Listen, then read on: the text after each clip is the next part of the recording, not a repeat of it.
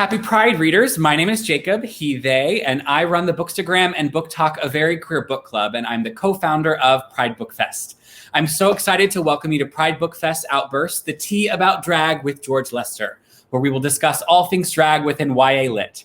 So first things first, let's meet the fabulous author we'll be chatting with today. Hello! Thank you so much for having me. My name is George Lester, he, him, author of Boy Queen.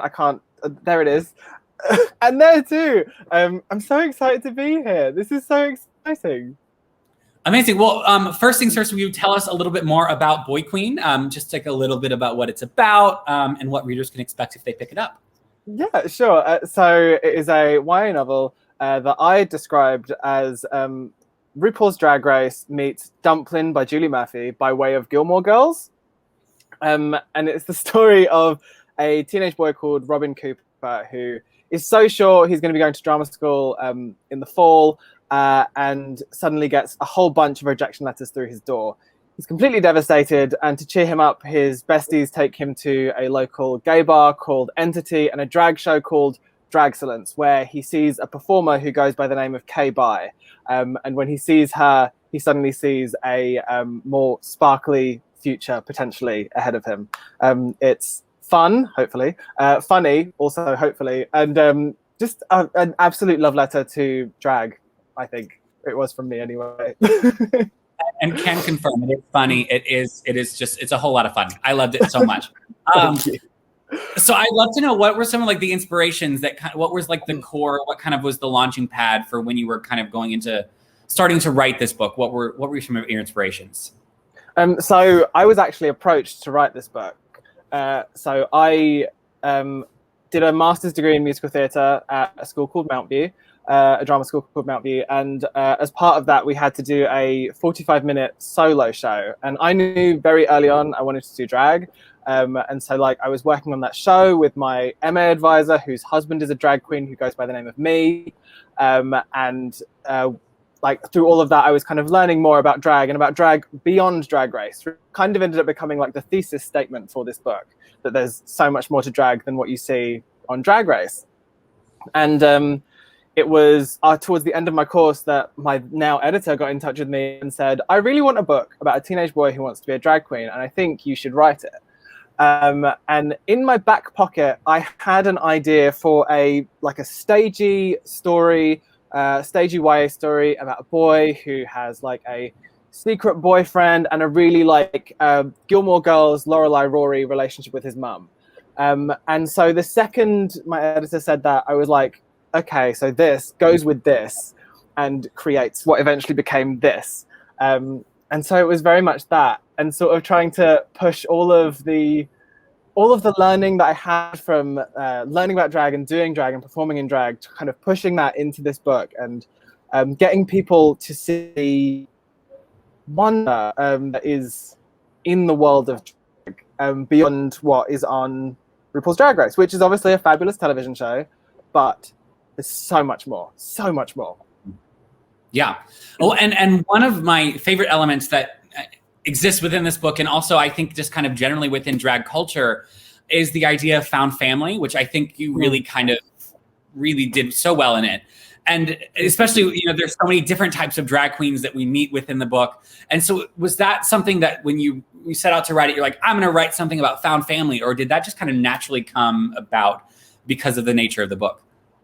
I think it came about because of the nature of the book. And I think it's just something that as queer people, it's something we sort of go through sometimes without even realizing it. You grow up and you go to high school, you go to university, college, or whatever, and you find the people that resonate with you and that understand you in a way that perhaps your biological family do not. And there's nothing wrong with that. Like, it's a beautiful, beautiful thing to have a group of people that get you. And I've ended up finding that since I wrote the book, I have like done drag shows in clubs in London. I was doing a drag competition called The Crown at Freedom Bar in Soho, and like in doing that, have met some drag queens who are now like some really, really close friends of mine. And it's kind of amazing that it's just this shared knowledge of kind of what we've been through as queer people. And I think that connection that sort of just exists, I think sort of creates that. I don't know if I answered your question. I just went off on one a bit. No, well, I think it's interesting that, because I think that also stands true because of how, at least for the bookstagram community, because that's how we met. We met that way. And yes. like, I went to and saw a drag show you did in London when I was last year. So I think that absolutely, it rings really, really, really true. But I also, now that you mentioned drag, and specifically drag that you've done, I'd love to talk about your life in drag. Will you tell us a little bit more about your drag persona, introduce her maybe a little bit? And you mentioned a little bit kind of working with her in drama school, but kind of what were her startings? What was the inspiration behind her? So my drag persona, her name is That Gurrrl, which is a name that came about because I needed a name for my drag act and for my drag show at university at Mount View, and we came up with a few names, a lot of which ended up in the book. So K-Bye was one of those names, Dawn Raid was another, and I ended up just referring to her as That Gurrrl, just while we were talking about her in meetings, and it just sort of stuck. And also I'm sort of in love with, and because it's actually happened now as well, having done drag shows, having someone stand on the stage and say, like, please welcome to the stage, That Gurrrl. I think I love that as an idea. It's just really camp. Yes. As far as how origins go, so it started out as an idea I wanted to do drag for a really long time because I was a huge fan of RuPaul's Drag Race. And it started out as wanting to kind of do like discovering a character and how to create that in drag. And what it turned into was an exploration of my queer identity, through my psychological mothers of Lady Gaga and RuPaul, who have been who have pushed me forward as a queer person, kind of reconciling how I feel about those people. RuPaul is highly problematic, so kind of pushing RuPaul to one side and finding the other queens that now inspire me in a very, very big way. So it sort of turned into that as far as the show went. And then it was sort of figuring out where I would be within the drag scene. And it turns out where I am is in a really foolish place. What I really love to do more than anything is just to make people smile. And like that, I feel like is my mission when I'm doing a drag show, when I'm performing a number, like I'm doing a show at the end of June, and at the same place where we met at West 5. And Aidan has asked to do like new things, like try new things out. And I have a Karen Walker from Will and Grace mixed with Woman's World by Cher. And it's the most ridiculous thing I have ever made. And I cannot wait. Yeah, I don't know if that answered the question either. I just kind of... No, absolutely. No, and it's just it's so good to hear that is what your desire and your inspiration is, because you also did that in your book. I'm just so congratulations. Yeah, I mean, and also like I think as far as like my learnings about drag, because I went into it with like this mindset of like, I love Drag Race, I want to do drag, and then to kind of have all of this reading and to go and watch live shows and experience drag like right in front of my face, which was like my biggest thing that I drew the book. I wanted to make people think, I want to go see a drag show, and like doing that and kind of having my mind opened to how much more there is out there. That was what really sparked That Gurrrl in the biggest way, I think, was that suddenly I wasn't just a fan of Drag Race, suddenly I was a fan of drag. And that is a completely different thing. There was one of my drag sisters, her name is Charcuterie. I love her hugely. She said to me not too long ago, all of Drag Race is drag, but not all drag is Drag Race. Because not everything fits into that narrow format. So Drag Race is like this big and drag is like this big. So yeah, that's what I well, that kind of actually leads sort of me into my next question. And I'm curious about the first time that you saw a drag queen in media. I know a lot of people, for the first time, it was RuPaul. And for me, it was the movie Beautiful Thing when they go to the gay bar. So I'm just curious, what was the first time you saw a drag queen in the media? Gosh, first time I saw a drag queen in the media, it was probably Lily Savage.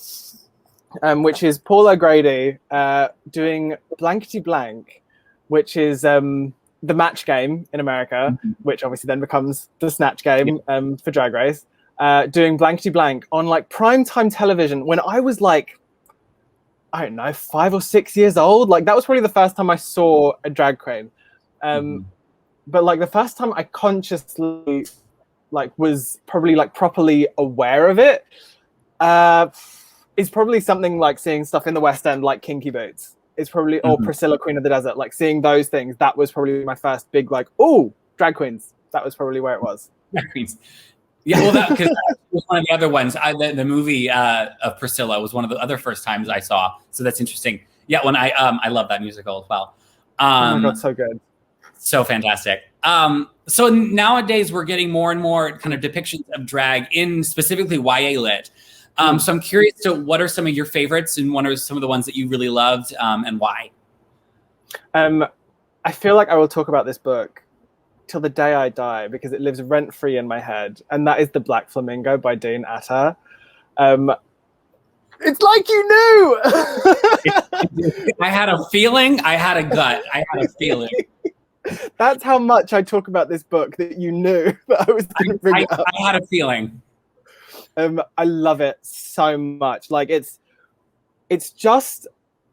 I mean, I sat up and I read it, I think, in maybe 1 or 2 sittings. And I remember being awake at like 3 a.m, which I feel like you can relate to quite heavily because I follow you on TikTok, just crying about this book because it was so gorgeous and such a different depiction of drag, but at the same time, like sits within the same world in a way.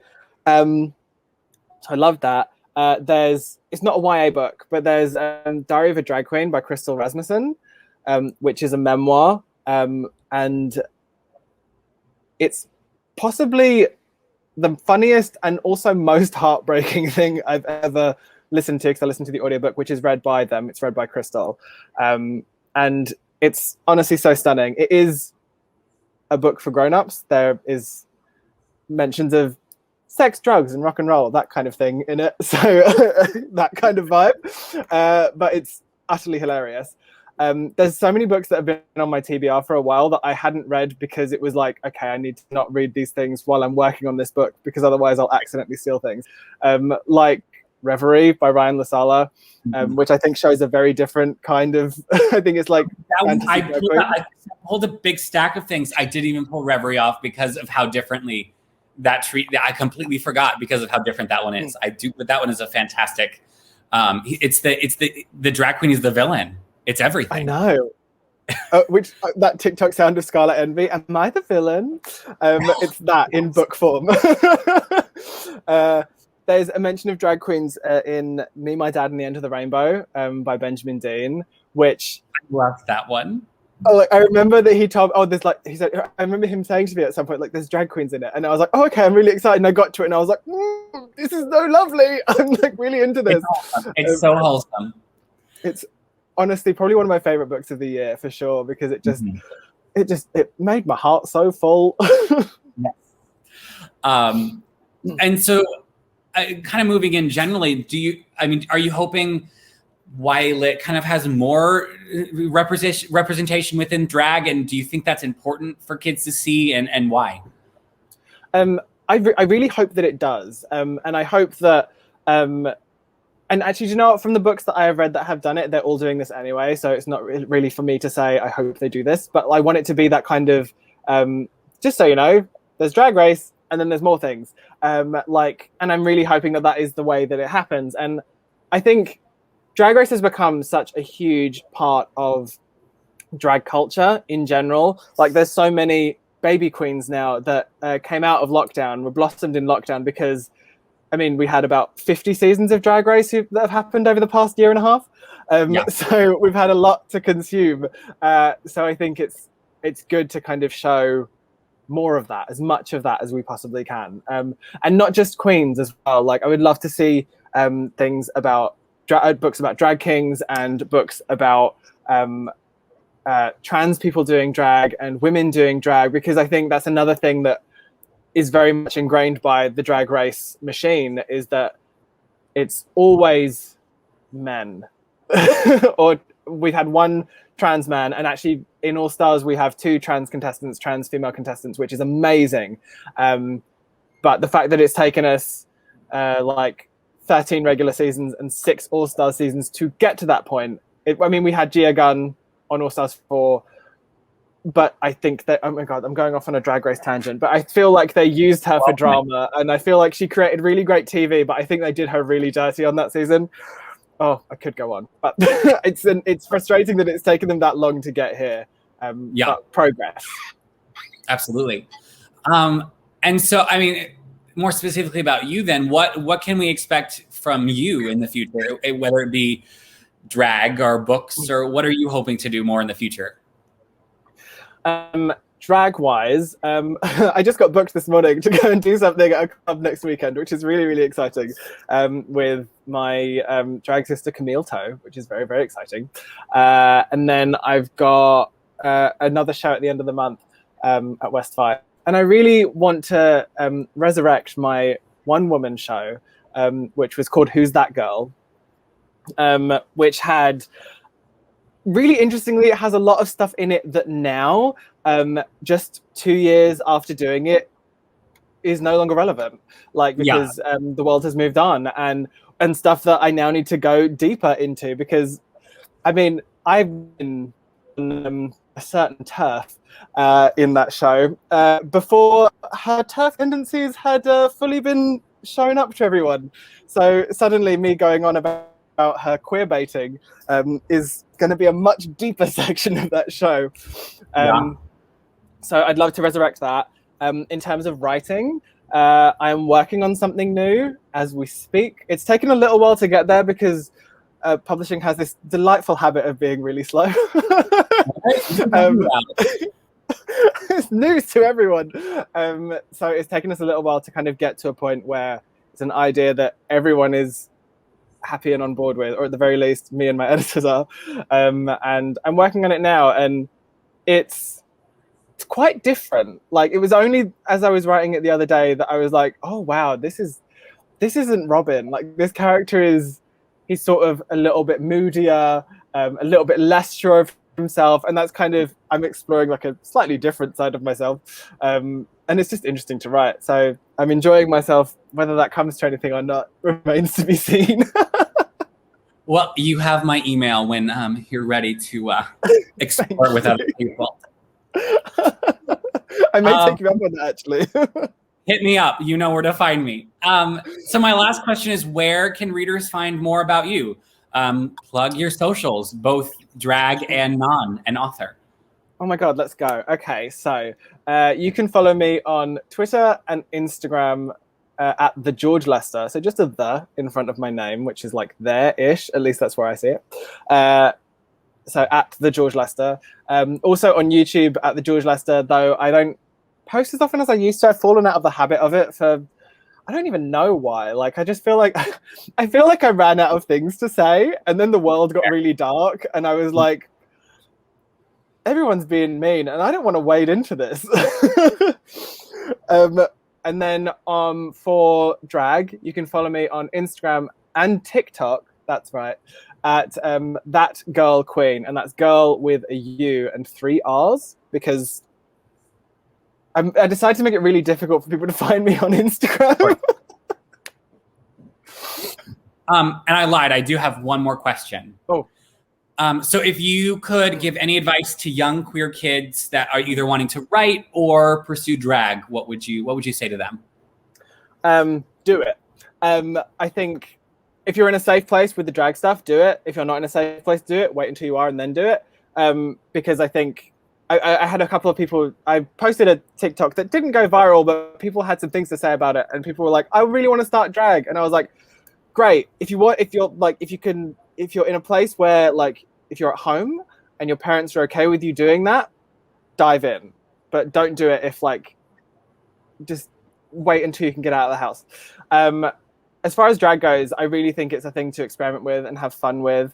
Do what I did, follow tutorials on YouTube, like, take what works, leave what doesn't. Like, I tried so many different faces before I landed on a face that I do quite regularly now. As for writing, that's another thing where you just have to write. Like, I see so many people who talk about wanting to write and wanting to be writers and this desire to do it and these plans that they've got. And the only way that that book will ever see the light of day is if you write it.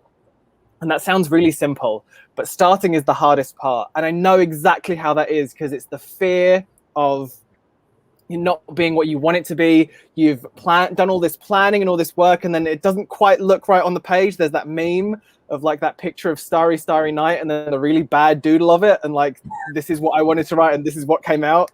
And the only way you're going to get better is to carry on doing it. Boy Queen was my 6th novel. So the book that I signed with my agent with, no, actually there's a book before that didn't go anywhere. But the book that I signed with my agent for didn't sell. There are 3 books that didn't make it out of my agent's inbox because they just weren't quite right. And then there was a 5th one that I really thought would sell. I really loved it. I thought it was brilliant. And then it didn't happen. And then Boy Queen was the 6th one. So you just have to keep going, because and I took a year off between that and Boy Queen because I was doing my master's degree. But like, you just have to keep going, because you never know when you're going to hit on something that will be the thing for you. And it's the same with makeup. Like, makeup is such trial and error. And you just have to keep doing it, because, oh my God, are you going to look terrible the first time you get in drag? You're going to look so busted. I know I did, but I thought I was everything. You couldn't tell me a damn thing. And I look back now and it's just like, what were you thinking? And I know that I'll look back on the faces I do now in 2 years' time and be like, wow, you looked terrible, because you'll have improved. And it'll be the same with your writing. I'm trying to combine it all together. I think it's almost working. It totally worked. Well, thank you so much. Thank you so much for sitting down to chat today. Is there anything else that we haven't talked about that you think you need to say to the bebes about the drag, about the books, about the tea on drag and YA? Like, be nice to the drag queens that are on the show. Like, the thing that I've seen so often recently, and I hate it so much, is like going into drag queens mentions and telling them that they're terrible for something that they did on a television show that has been edited to make them look a certain way. Please be mindful that there are people behind those beautiful faces. And I'm sure that none of the people watching this are like that, but it always feels worth mentioning. Be kind to drag queens and support your local drag queens. If you are of an age where you can go to a drag club and watch a queen twirl, and you can tip her $1, then go ahead, because you will find some incredible kings, queens, and in-betweens. That's another book that is on TBR that I need to read. See? I was ready. You were so ready for that moment. I was like, you're gonna have this. They're gonna have this book. I'm gonna. The last one, I'll just hold it up just because those were the 4 I had stacked up. Well, amazing. Thank you so much, George Lester, for sitting down to chat. My name is Jacob. Thank you so much. Thank you for joining us for Pride Book Fest 2021. Yes, thank you so much.